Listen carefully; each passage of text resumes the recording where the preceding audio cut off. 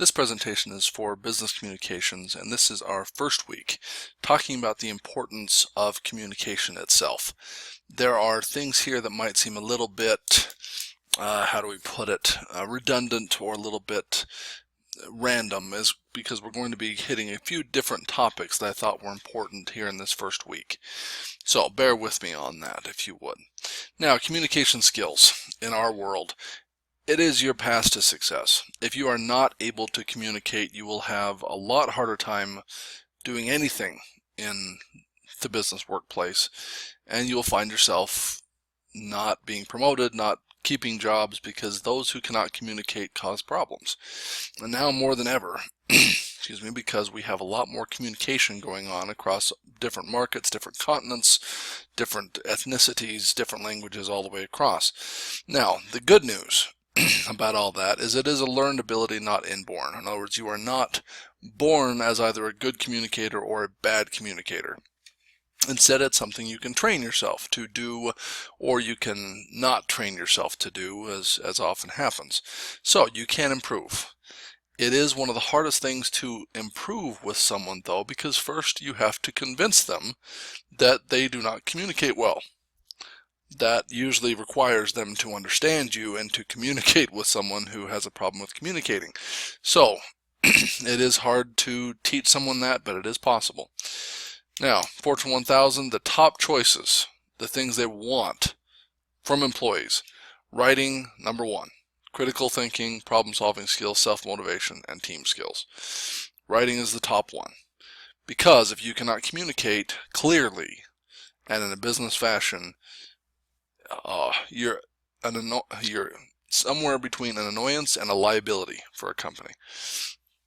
2/3 of salaried employees have some writing responsibility. Now, 1/3 of them do not meet the writing requirements for their positions. Who do you think is going to be laid off when something happens? The economy goes down, your company takes a hard turn, that 1/3 are going to be some of the first people gone. Now, what are communication skills? Traditionally, reading, listening, nonverbal, speaking, writing. Those are all still very, very important. Don't think traditional and think old. Think these are the ones you need to have as a basis. New requirements, we also have to have media savvy. Do you know how to work Facebook, Twitter, Snapchat, Instagram? All of those. There's too many of them to count anymore. Good judgment online. Let me just toss out there, if you are currently having poor judgment online, where you're posting things on Facebook that you do not want a future employer, when you are a mature and developed professional, you don't want them finding, then stop immediately. There are too many stories, and they're all very, very sad, about people losing jobs or losing promotions because of something they posted on social media, which was able to be found. Maintain a positive image and a presence. Protecting the employer's reputation. Now, writing the digital age. This is no longer something where you can simply write handwritten letters and put them in an envelope and take them to the mailbox, and 2 weeks later somebody gets it. No, we're doing things much faster and in different ways now that have both their positives and negatives. Teens, young adults, frankly everybody, habitually text, instant message, blog, and email. What does that do to your communications? We sometimes shorten words. We have different slang. We have different words that we're using. No, take those away. Employers expect more formal, thoughtful, informative, and error-free messages. Most of your emails that you have been writing to your friends and family members and grandma and grandpa and prospective dates, whatever, have not been these things. They've not been formal, thoughtful, informative, and error-free. Instead, they're quick. They're sometimes hastily written. They use different types of slang. They use different types of shortened forms of words. All of that is fine with close friends and family. In a business world, bad idea. Now, this is the point right here. Less business is conducted face-to-face. We're writing a lot more of our messages. I have worked for people that I will never meet in this lifetime. Worked for them for years. And we did all of our communication through email and phone call. So I guess I'm lucky if my body language is awful, because they'll never see it. It's all online, all digital. Now, how important are your skills in writing and in phone conversation if that's going to be the case? You're likely to work for companies where you'll never meet the biggest bosses face to face until you become them. So again, emails, written communication, phone calls, if you're lucky, all have to be spot on and professional. And you will be judged, don't get me wrong, you will be judged on how well you do your writing. Quote from J. Willard Marriott Jr., the chairman and CEO of Marriott International. To succeed in today's workplace, young people need more than basic reading and math skills. They need substantial content knowledge and information technology skills, advanced thinking skills, flexibility to adapt to change, and interpersonal skills to succeed in multicultural, cross-functional teams. Any of that sounds daunting to you? We need to work on it. Okay? We're going to be talking about those interpersonal skills have to do a lot with our communication. Now, one of our facts about business right now is that we're shrinking. Thanks to the Great Recession, different things, instead of having really tall organizations where you had all these different layers of management, they're shrinking. We're flattening them. That means some advantages. There are cost savings and efficiency. Instead of having 10 layers in between here, we're going to have 2. Fewer layers between the managers and the line workers. That means more direct access to those higher upper level managers. Shorter lines of communication. We like that. There's not 10 layers to go through. There's just 2. Faster decision making by necessity. And that means we have some quicker responses to market changes. The disadvantages. I love how this turns to gray. This is depressing somehow. The digital revolution has connected us horizontally. All right. Even rank and file workers shoulder more responsibility. Means as we crammed this down from skyscrapers down to 3-story buildings, it means that even the people down at the bottom, the ones who are just working in the warehouse, think all they have to do is drive a forklift. No, you're going to have more responsibility. You're going to be known as, oh, you have to take care of this and that and the other thing. The frontline employees must think critically, make more decisions. It's good in a way. I mean, this talks about it as a disadvantage, but really it also means you're going to be able to prove yourself just that more quickly. Nearly everyone is a writer and a communicator. Think how quickly things go south when somebody miscommunicates something. That's a bad deal. Now, teams. Going straight into that. Cross-functional teams. We take people from different departments and we put them on a team. And we have them work on things like customer service, like solving a morale problem, where it's not just an engineering problem or manufacturing problem or anything like that. It's a company-wide problem. We're going to get a team together. Team dynamics are very, very interesting. We're doing a team project in this class specifically to get you guys used to working with a team. When they're bad, they're really, really bad. When they're good, they're fantastic. Okay?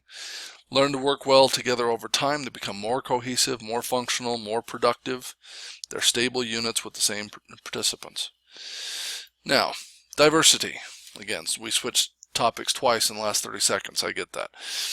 Diversity drives some of these changes and some of the benefits, some of the disadvantages that are going on here. Okay, a diverse staff is better able to respond to an increasingly diverse customer base, which means if you're talking about a customer base that is no longer, the nuclear family, meaning, married, 2.5 kids, a dog, a white picket fence, primarily white, which is a stereotype from 50 years ago. Instead, we're talking about every possible variation of family unit. Some people are having cats now. How horrible is that? I'm just kidding, kind of. Kids or no kids, adopted, everything going on, and every possible ethnic and racial diversity going on. We're a very, very, very diverse community. And if we start talking about the international scope of business, we're incredibly diverse. There could be no more diverse situation than the international business landscape. Team members with various experiences are more likely to create products that consumers demand. We cannot have products just designed by people of one demographic or one ethnic background. We have to figure out, I mean, there are products out there that are specific to one demographic. If we have no one in our company that even understands that demographic, that target market, how well are we going to be able to serve them? Well, not very well at all. So we have to have a diverse workforce to handle a diverse target market. Right? We do want to deal with those who are respecting our values. There are companies all the time that put up that they are closed on Sundays, and they make a point of advertising that. Why would you do that? Talking about when you're not open. Well, they want to display that they have traditional Christian values. That means that they should not be working on Sunday, and they're hoping by posting that they will garner some favor with those who also have a traditional Christian belief system. Okay? We like that. We tend to head towards those people. Now, the information flow in organizations. I bring this up for a specific purpose. You have upward and downward communication. Upward communication is from the lowest level workers down near the bottom, the people actually working with the customers, truth be told, to management. Okay, heading up the pay level, up the hierarchical chart, whatever you want to call it. That's upward communication. Downward communication is from the management down to those lower level workers. Now, this is interesting because downward communication is happening all the time, right? I mean, every email, every new initiative, all this stuff is going on from the management down to the employees. Now, a lot is lost. I mean, the efficiency of that communication depends on the organization, but a lot of that is lost. And you can see that when you have a CEO, for example, who is just passionate. They are spitting fire talking about how wonderful this is going to be, and they're just going crazy. And then as you go from the top down to the bottom, you get down here and you have a frontline manager saying, CEO said we need to focus more on customer service. Okay, who's up? And you're done. The passion's gone. The excitement is gone. The actual communication of what this really means has been lost. Okay, so we can work on that quite a bit. The upward communication, on the other hand, the most common response, they've done studies asking employees about how well the upward communication goes. So they're saying, okay, how effective is it when you have an idea or something you want to talk about and you go to kind of send it up the chain, how well does that work? You know what the most common response was? So how good is upward communication? Most common response, what communication?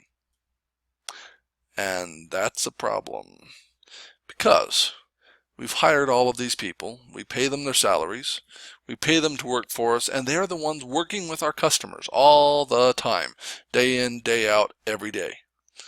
And yet, most common responses would tell us that we are not listening to them at all.